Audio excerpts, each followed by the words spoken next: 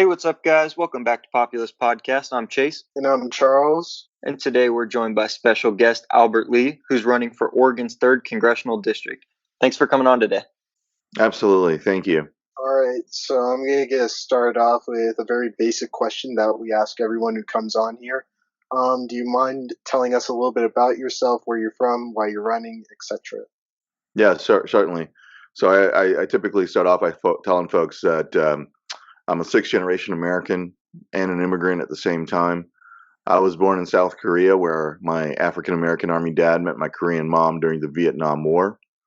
I grew up in working-class St. Louis, next door to Ferguson. First-generation college grad, first-generation law school grad, served in the Army, and worked in a wide variety of different things, including international trade, project management, law, owned my own business, and most recently I was one of the deans at the local community college. That's my professional background, a little bit about my personal background. In high school, my family faced domestic violence, which led to our homelessness. I ended up going to about 5 different schools, high schools in 3 different states. And I think that really the combination of my professional experience and my lived experience bodes well for someone who wants to represent all of the people of the 3rd District of Oregon to Congress. Now, the why I'm running is because, number one, we simply can't wait. We have a series of crises that have been allowed to fester and grow here in this district, across the country, and around the world that require bold action now, not just inspirational and aspirational words. We live here in the 3rd District where we haven't had a choice in our representation in over a generation. We have an incumbent that's been in office for 24 years and has faced only token opposition. I believe in the basic tenets of the Democratic Party when it comes to diversity, equity, and inclusion. I think it's time that we uplift some new voices from some other backgrounds, from some other lived experiences to represent us here in the most diverse district of our state. And lastly, and probably most importantly, I think it's time that we end this oligarchy, this rule by elite career multimillionaire politicians, and replace them with citizen representatives who know the struggle, who won't take corporate contributions, and who will truly represent and fight for the people. All right, so you touched on the 24-year incumbent who you are running against in the primary. He's out-fundraised you so far by over 10 to 1. First of all, why do you feel he needs to be primaried? And second of all, do you think enough people share your sentiment to overcome that deficit? Yeah, so let me start off by talking about that 10 to 1 difference in fundraising. One of the things that I firmly believe in is that money in politics is kind of the root of all of our crises that we face. And when we look at the breakdown of our incumbents' fundraising, 65% of his funds have come from corporations. Now, if you tack on PACs on top of that, that's 90%. 100% of our fundraising has come from people. So if you take away the PAC fundraising and you take away the corporate contributions, we actually are neck and neck when it comes to fundraising, which is sad, especially when our incumbent has name recognition that displaces me by far. He has a following on Twitter that is 6 to 1 to me right now, a little bit less than that. He ought to have significantly more support from the people than he does. Now, during the 24 years that our incumbent has been in office, he's been telling us a lot of things, a lot of progressive-y sounding things, but the reality is there's a hypocrisy in the actions. So on the one hand, he tells us that he's for dismantling Citizens United, and he wants publicly financed campaigns so that we can diversify our leadership and our representation. Yet, at the same breath, 65% of his contributions have come from corporations, and 90% if you tack on PACs as well. When you have an incumbent who says that he's a social justice champ, but has voted for the Defense of Marriage Act, has voted for Sesta Fosta, again, that's a contradiction. When we have someone who has been in office for 24 years and doesn't want to, work through the process of democracy by having open debates. I just don't see how, that is any good for any of us in the third district. Now, the biggest issues that we face is that here in the third district, during this 24 years, yes, he's been typically a good vote, a, a good blue vote, if you will, but he hasn't really led on a lot of different issues. Here we face homelessness that was critical when I first moved here in 2005. It is super critical today. We have people living on the streets, and especially during this time of COVID, this is something that should not be. Housing should be human right. We shouldn't have people living on the streets. Now you add on to that the lack of affordable housing and living wages. Combination of those two things places way too many of us into the struggling class. We have a climate emergency where, the incumbent says that he was one of the authors of the Green New Deal, yet at the same breath, again, when we talk about hypocrisy and contradictions, he holds millions of dollars in fossil fuel stocks. So I just don't see how the actions match up with all of the progressive-y sounding things that come from our incumbent. With 54,000 jobs in the greater Portland area being in the healthcare industry, how would a transition to a Medicare for All single-payer system, a policy which you support, affect individuals reliant upon those jobs? Yeah. So here's the thing. I hear the concerns, and I hear that very seriously. We have a lot of employers that are employing a lot of good people, including folks like Kaiser and the variety of health insurance companies out here.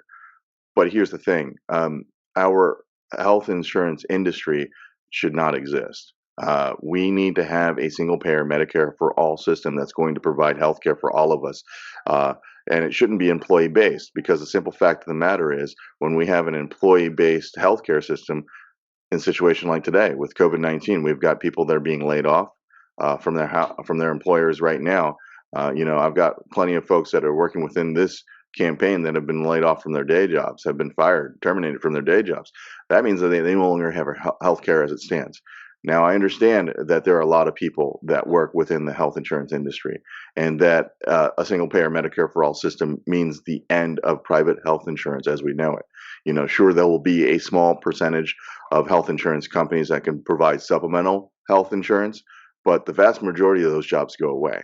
Now, when you talk about a universal single payer healthcare Medicare for all system, you're talking about a just transition for all of those people. So we've got plenty of people that work within the industry. Their jobs are going to be eliminated.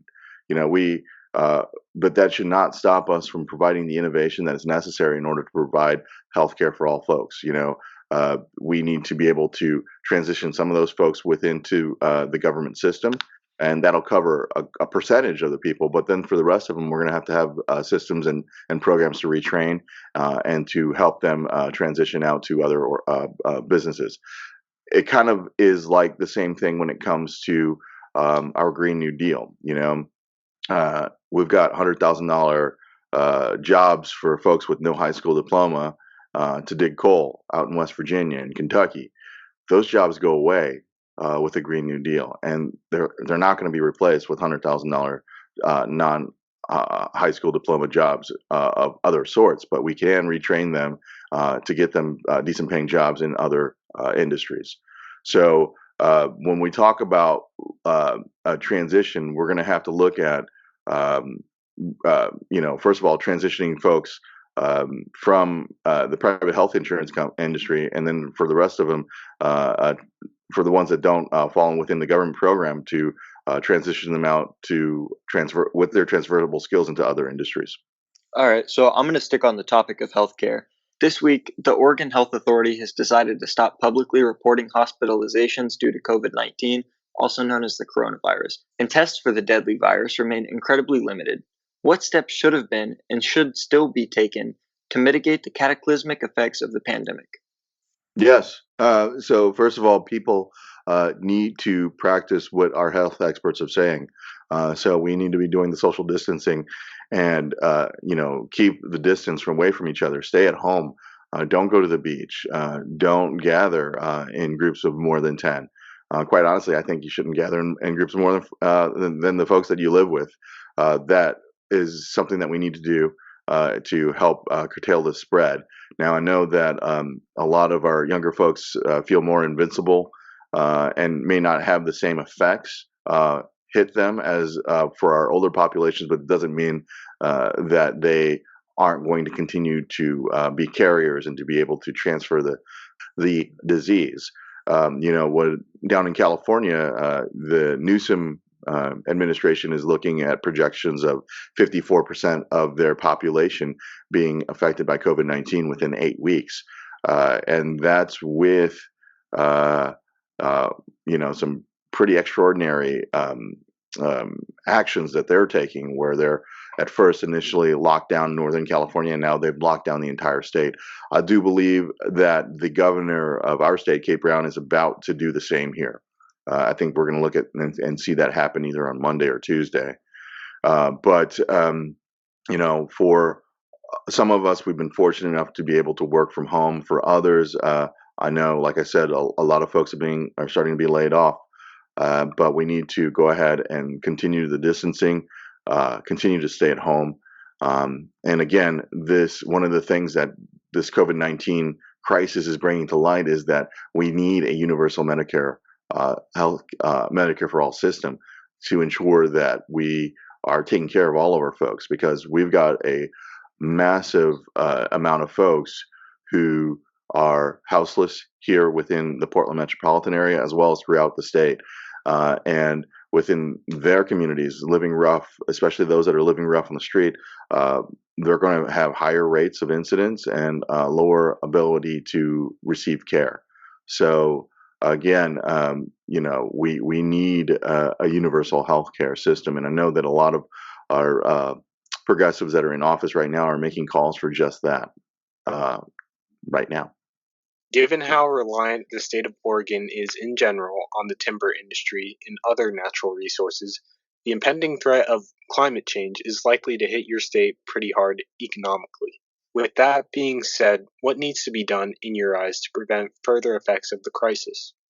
Yeah, I mean, we should separate the crisis from our economics. I know you just kind of pinpointed one of the big points here is that we have a huge timber industry that feels like anything that we do to mitigate climate change is going to affect our industry, and that, quite frankly, is true. But it is more important that we take care of our planet before we take take a look at the concerns of economic concerns. I mean, that's another thing that COVID-19 has unwittingly kind of demonstrated, is that we can do some pretty effective and radical change pretty immediately. With the outbreak of COVID-19, we saw large areas of China where the pollution dropped in a dramatic way over the course of days, when complete factories and complete towns were shut down. We need to do everything we can to address our climate concerns. We have less than 7 to 11 years to do anything to reverse the cataclysmic changes that are coming.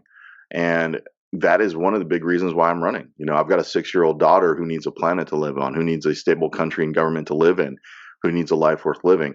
And if you want to look at COVID-19, one of the reasons why this is a global pandemic is because we have been so focused and geared toward our current economic system, our capitalist system, where we have been driven to overproduction, overconsumption, and built-in obsolescence, which causes this entire global system of trade that moves people and product around the world very quickly, which allows things like COVID-19 to then jump on as well. So when you're talking about economic concerns, I think that the economic concerns are secondary to our existential concerns. All right, so we're going to move on to some policy specifics from your website. One that stuck out to me for being a little unorthodox was that you support a maximum wage that complements your minimum wage policy. Mm-hmm. Can you elaborate on what this plan would look like? Yeah, so back in the 1950s, we didn't have this incredible wealth gap. Today, we have this immense, insane wealth gap, and a combination of a couple of different things. First, we have a minimum wage that's remained flat and actually has lost its buying power over the last 40 years. So, while that minimum wages remain stagnant, our productivity has increased exponentially. Now, the difference between the minimum wage and that productivity has converted into profits that have been concentrated to the hands of the very few at the top. Now that has increased, you know, um, to the point where in 2015, I believe Bernie Sanders was saying that nine Americans own as much as the bottom half of Americans today. He says 3% or three people own as much. 3 people own as much as the bottom half of Americans. What is it going to be tomorrow? One person. This is completely unsustainable. Now, I think that we need to flatten that wealth gap, flatten that wealth distribution back to the times of the 1950s. So right now we have the average is 800 to 1. The buying or the income of the person that is at the very top of an organization to the income at the person at the very bottom of an organization.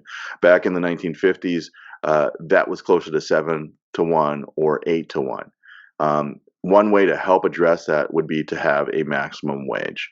If we can have a minimum wage, and the minimum wage, what it does is it anchors all other wages. A maximum wage would simply be a cap. Now, I know that it doesn't necessarily address some of the other things that go on, like we have transitioned the way we compensate CEOs from away from salary to stock options, away from salary to stocks. And what that does is it provides perverse incentives for management to do everything they can to increase the value of stocks. So, for instance, another thing we can tie to COVID-19. Back, we like to highlight the airline industry and how they spent a lot of time buying back stock to increase the value of the stock for who? Well, for shareholders, but for also for the CEOs that whose compensation was based on the value of the stock. And now our airline industries are turning around and asking for a bailout of 50 billion, I think, at this point, due to the crisis.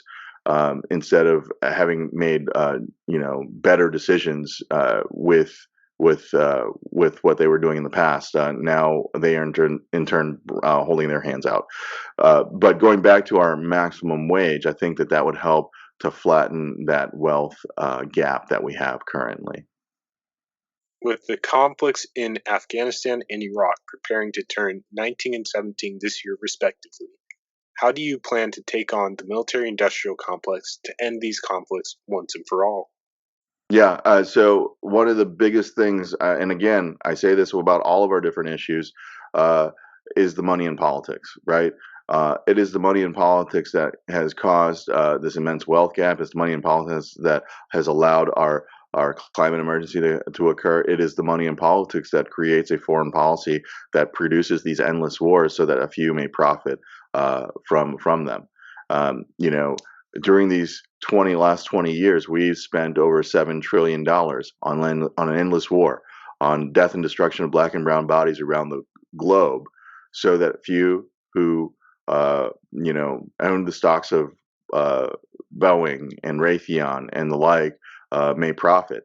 We need to do everything we can to eradicate and eliminate money in politics. So we need to do things like overturning Citizens United, like having publicly financed campaigns, and more recently we had the news about the several senators that decided to do a little bit of insider trading on the news that they found before COVID-19. We need to eliminate the ability of our members of Congress from holding individual stocks, while in office. I think that if we can do the things that are going to make our members of Congress work more ethically, we will help to reduce and eliminate these unjust wars. We will do things that will help to stop us from getting these things started in the first place. When we're looking at Iraq and Afghanistan, Again, these things have to end. We cannot continue to waste our military expenditures on there, waste our military lives on these problems, and we've got to do everything we can to get the money out of politics, because I think that by solving that, we can help solve a lot of our foreign policy issues. Because again, foreign policy is built on not necessarily what's good for the interest of our country, but what's good for the interest of a small set of folks and their issues. And I like to highlight two things from our history that kind of demonstrate that. And one was the 1953 overthrow of the Iranian government, so that British and American petrochemical companies could continue to profit off of the oil in Iran when they were about to nationalize their resources. Another is the 1954 overthrow of Guatemala by the CIA, and that was specifically in order to help a fruit company, United Fruit, in their labor disputes for folks that were trying to, have a living wage for picking their bananas. And that in turn led to years and years of a series of right-wing dictatorships up until the 90s, that led to a civil war, that led to the destabilization of that country, which led to asylum seekers on the southern border. All of these things are interrelated, and the quicker we can get money out of politics, the better it is that we're going to have a sound and just foreign policy. All right, so that's all the questions we have for you today. Would you like to take a little time to speak directly to the audience? Yeah, I think, first of all, thank you for having me here on your show. I truly appreciate that. Here's the thing. For our system is flawed. It is not built, quite honestly, to run for office is a luxury for the wealthy. It has never been built or made for mere mortals like myself and others who are doing this incredible effort in order to try to provide citizen representation of the people in government. But if we want a government of, by, and for the people, we need your support. Folks like myself are not taking corporate contributions because we want to truly represent and fight for the people. For my campaign, you can find out more information about it at AlbertLeeForCongress.com. If you have the ability to contribute, you can do so there.